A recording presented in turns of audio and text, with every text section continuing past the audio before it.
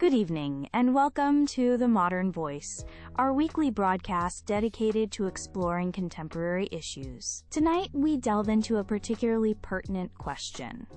Should online voting be implemented despite its inherent risks? To help us navigate this complex topic, we are joined by two distinguished experts. Alex Chen, a political scientist and fervent advocate for technological integration in democratic processes, and Dr. Evelyn Reed, a renowned cybersecurity expert and sociologist with a keen focus on electoral integrity. Our aim this evening is to thoroughly examine the arguments for and against online voting, providing you, our audience, with a comprehensive understanding. Thank you, Sarah. It's a pleasure to be here to discuss what I believe is a crucial evolution for our democratic systems. My central argument is straightforward. Online voting represents a vital step towards modernizing democracy, making it substantially more inclusive and reflective of our increasingly digital society. Consider for a moment the enhanced accessibility. Online voting can empower citizens in remote geographical locations, individuals with disabilities who face mobility challenges, and our younger, digitally native demographics who expect services to be available online. This isn't just about convenience. It's about dismantling barriers to participation and potentially leading to a significant increase in overall voter turnout, thereby strengthening the mandate of elected officials. Then there's the undeniable convenience and efficiency. Imagine the ease of casting a ballot from the security of one's home or any trusted location, eliminating the need for travel or long queues. Furthermore, digital systems can streamline the vote counting process, offering quicker, more accurate results, which in turn can reduce post-election uncertainty and disputes. Finally, we must acknowledge that our democratic processes should not remain static, while every other sector of society, from banking to healthcare, embraces technological advancements for improved service delivery. I am, of course, aware of the challenges, particularly regarding security. However, I firmly believe these are not insurmountable obstacles, but rather engineering problems that can be managed with meticulous planning, robust technological safeguards, and a commitment to continuous improvement. Thank you, Sarah. While I appreciate Alex's optimism regarding technological solutions, I must express profound reservations. My primary argument is that the current risks associated with online voting are far too significant and could irrevocably undermine the integrity and trustworthiness of our electoral processes, which are the bedrock of any democracy. Let's begin with security vulnerabilities. We are not merely discussing minor glitches. We are talking about sophisticated threats such as state-sponsored hacking, pervasive malware designed to alter votes, and crippling denial-of-service attacks that could disenfranchise entire segments of the population. Ensuring absolute voter anonymity and the comprehensive protection of sensitive electoral data against such advanced adversaries is an extraordinarily complex challenge, perhaps an insurmountable one with current technology. Secondly, there's the critical issue of transparency and verifiability. How can we confidently audit digital votes in a way that is fully transparent to the public and allows for independent verification? The absence of a tangible, voter-verified paper trail in many proposed online systems is a major concern, as it significantly erodes public trust and makes it difficult to resolve disputes or confirm the legitimacy of results. Then we must consider the digital divide and equity. Online voting could inadvertently disadvantage those without consistent, high-speed internet access, the necessary digital literacy skills, or access to secure, up-to-date technology, thereby exacerbating existing societal inequalities. Finally, the potential for coercion and undue influence is a grave risk. In an unsupervised, remote voting environment, how do we guarantee that individuals are casting their votes freely, without pressure from family members, employers, or other actors? The sanctity of the private ballot is paramount. Dr. Reed raises valid points, and I don't dismiss the security concerns lightly. However, the narrative that these are insurmountable is, I believe, overly pessimistic. We have made significant strides in cybersecurity. Technologies such as end-to-end encryption, distributed ledger technology like blockchain, and robust multi-factor authentication protocols can create highly secure voting environments. It's also worth noting that traditional voting methods are not without their own risks, including ballot stuffing, voter intimidation, and human error in counting, which digital systems can mitigate. Regarding the digital divide, this is a societal challenge we must address regardless of online voting.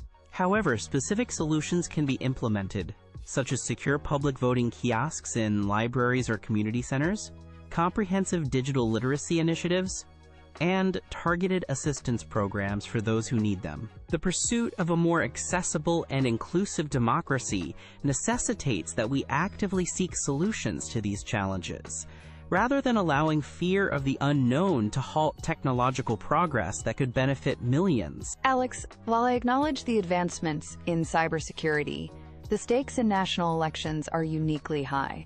The technologies you mentioned, such as blockchain or end-to-end encryption, are promising, but they are not yet sufficiently battle-tested or proven infallible for an application of this magnitude and critical importance. The potential consequences of a systemic failure or a successful large-scale attack on an online voting system are catastrophic, far beyond what we might tolerate in other digital services.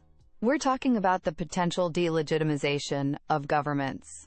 I must reiterate the paramount importance of transparent, publicly verifiable, and voter-verifiable systems. Purely digital methods, especially those that obscure the process in complex code, may not adequately provide the tangible reassurance that a paper-based audit trail offers to the average citizen. And while public kiosks are a suggestion, the fundamental issue of coercion remains. The controlled, private environment of a traditional polling booth, monitored by impartial election officials, is exceptionally difficult to replicate in a distributed, online model, leaving voters vulnerable in their own homes or other private spaces. Thank you both for those strong rebuttals. Dr. Reed, Alex mentioned Estonia's voting system, often cited as a long-standing example. How does that experience inform your perspective on feasibility and risk mitigation, considering its specific context?